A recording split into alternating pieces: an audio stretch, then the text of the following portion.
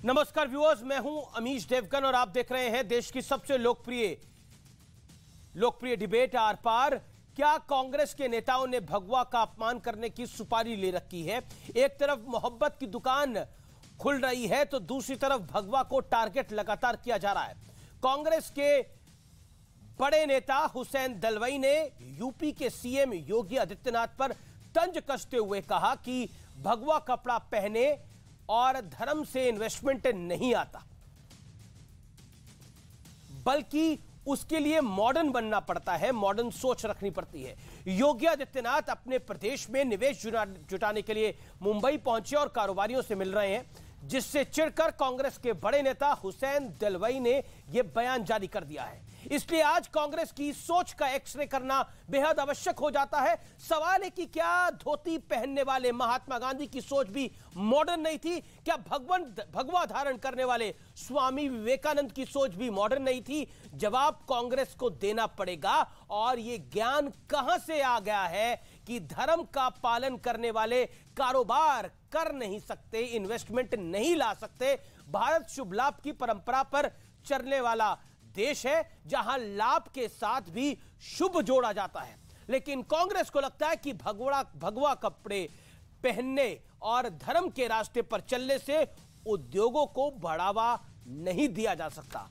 आज कांग्रेस की इसी सोच पर होगा आर पार, और आज सीएम योगी के निवेश क्रांति का भी होगा संपूर्ण विश्लेषण, क्योंकि आंकड़े झूठ नहीं बोलते, बिकॉज नंबर्स डोंट लाई।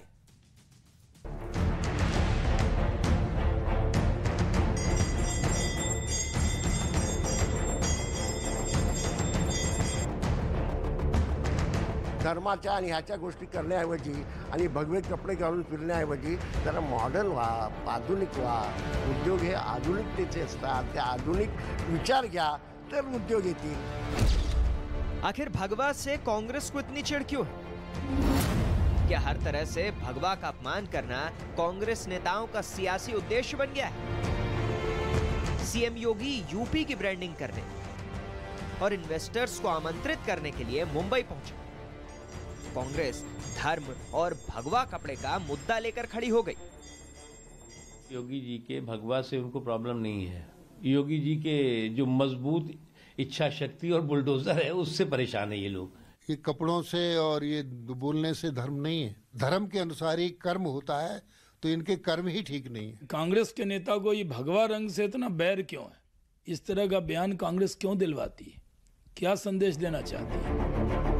इस सोच के हिसाब से तो कांग्रेस के लिए भगवा पहनने वाले स्वामी विवेकानंद और मात्र धोती में दिखने वाले महात्मा गांधी भी मॉडर्न नहीं थे। योगी श्री आदित्यनाथ जी सूर्य के समान हैं और चमगादड़ को जो है तो दिन में दिखाई नहीं पड़ता है, तो ये कांग्रेसी चमगादड़ हैं। भगवा भारत की आत्मा है, सनातन संस्कृति है। ये कांग्रेसियों का रूप कालनेमी वाला है, इससे सतर्क रहने की जरूरत है। बयान पर हंगामा हुआ तो हुसैन दलवाई नई कहानी लेकर मैदान में कूद पड़े। मैं भगवे रंग के खिलाफ नहीं, वो लोग हरे रंग के खिलाफ बोलते रहते हैं। यानी मोहब्बत की दुकान में भगवा और हरे रंग का ढोल पीटा जा रहा है। ये मॉडर्न सोच दिखाने वाली वही कांग्रेस है जिसके कई नेता 3 तलाक और हिजाब के समर्थन में खड़े हो चुके हैं। लेकिन आज कांग्रेस को तथ्यों वाला आईना दिखाना भी जरूरी है। योगी सरकार के दौर में यूपी देश की तीसरी बड़ी अर्थव्यवस्था बना। ईज ऑफ डूइंग बिजनेस में नंबर 2 पर पहुंचा। 2020 और 21 में यूपी का एक्सपोर्ट 36% बढ़ा। धर्म को बिजनेस से दूर करने वाले कांग्रेस नेताओं की आंख पर चढ़ी पट्टी भी उतारना जरूरी है, क्योंकि भारत में ऐसे उद्योगपतियों की लंबी लिस्ट है जो धर्म से जुड़े रहे हैं। तो आज इसी पर होगी देश की सबसे बड़ी बहस। भगवा का डंका, निवेश पर क्यों शंका? और अब वक्त है आर पार के सुप्रसिद्ध विश्लेषण का। भगवाधारी योगी की अर्थ क्रांति का विश्लेषण देखिए। ईज ऑफ डूइंग बिजनेस में उत्तर प्रदेश नंबर 2 पर है। 2016-2020 के बीच जीएसडीपी यानी राज्य की जो जीडीपी होती है उसका आंकड़ा हमारे पास है, उसमें 7% की बढ़ोतरी हुई है। अर्थव्यवस्था में स्थान नंबर 3 पर है उत्तर प्रदेश की अर्थव्यवस्था आज की तारीख के अंदर। देश की जीडीपी में उत्तर प्रदेश का करीब 8% से ज्यादा का योगदान है। 2020-21 में एक्सपोर्ट 36% बढ़ा। पिछले 5 सालों में एक्सपोर्ट 77.27 यानी 77.27% बढ़ा।